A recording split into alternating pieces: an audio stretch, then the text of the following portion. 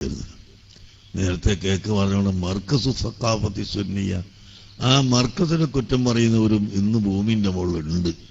പക്ഷെ കുറഞ്ഞുപോയി, എത്രയോ കുറഞ്ഞുപോയി. അൽഹംദുലില്ലാ. എങ്ങനെയാണ് നമ്മൾ അത്ഭുതപ്പെടുക? എത്ര ലക്ഷം സ്വലാത്ത് ഒരു ദിവസം മർക്കസ് സഖാഫത്തി സുന്നിയയിൽ ചെല്ലും? എത്ര ലക്ഷം ഹർഫുകളാണ് ഖുർആൻ ഓതുന്നത്? അവിടെയുള്ള 10,000 കുട്ടികൾ സുബഹി നിസ്കാരം നടത്തുന്നു, 5 വക്ത് നിസ്കാരം നടത്തുന്നു. അതിനുശേഷം അവർ ഖുർആൻ ഓതുന്നു, മണിക്കൂറുകളോളം ഖുർആൻ പഠിക്കുന്നു.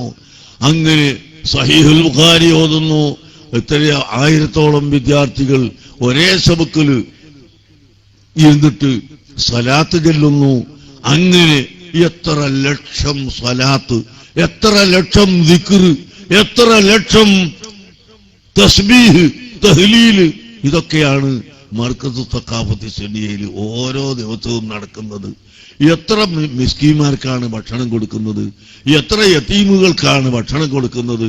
പിന്നെ എന്തിനാണ് ആക്ഷേപിക്കുന്നത് എന്ന് ചോദിച്ചാൽ ഒന്നുമില്ല. പിന്നെന്താ ഉള്ളത്? ഹസദ് മാത്രം, ഹസദ് മാത്രം.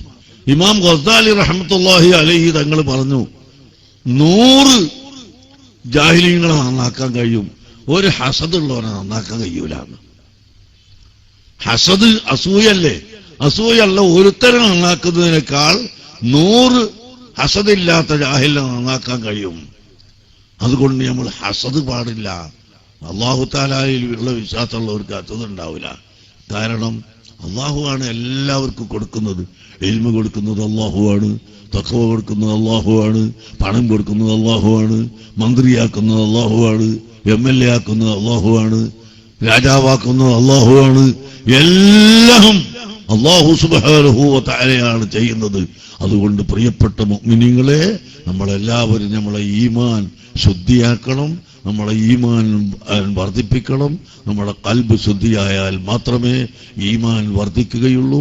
അല്ലെങ്കിൽ വോൾട്ടേജ് കുറഞ്ഞ് കുറഞ്ഞ് കുറഞ്ഞ് വിളക്ക് കെട്ടുപോകുന്നത് പോലെ നമ്മൾ ദോഷം ചെയ്താലും ചീത്ത പറഞ്ഞാലും അനാവശ്യം പറഞ്ഞാലും നമ്മുടെ ഈമാനിന്റെ വെളിച്ചം കുറഞ്ഞു കുറഞ്ഞു പോയി പോകും.